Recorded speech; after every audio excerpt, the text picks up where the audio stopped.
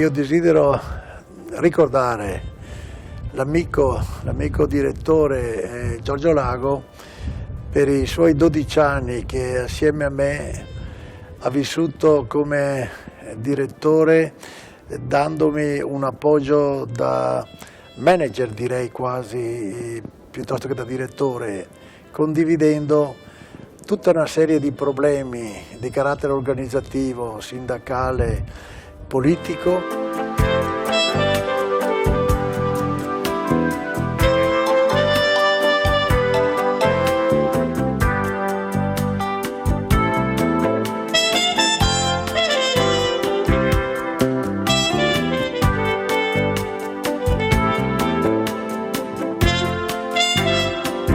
Insieme abbiamo lavorato quasi come fratelli.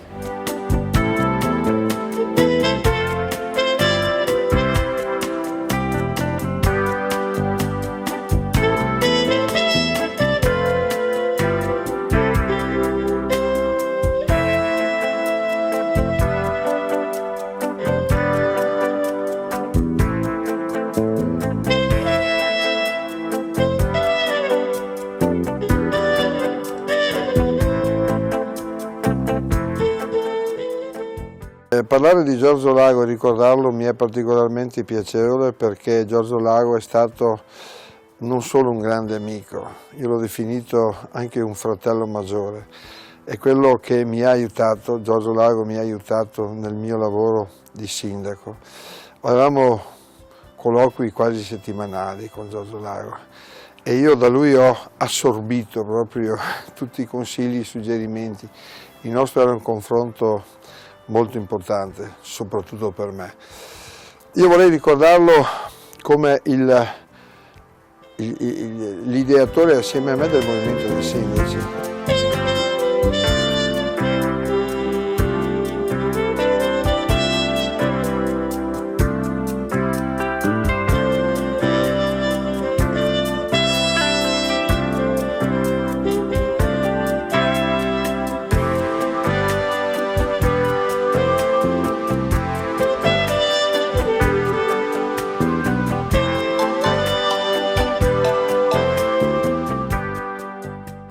Giorgio, pensiamo quanto manchi in un momento come questo, con gli eventi che stiamo vivendo nel paese, eventi generali, ma tanti concentrati proprio nell'area.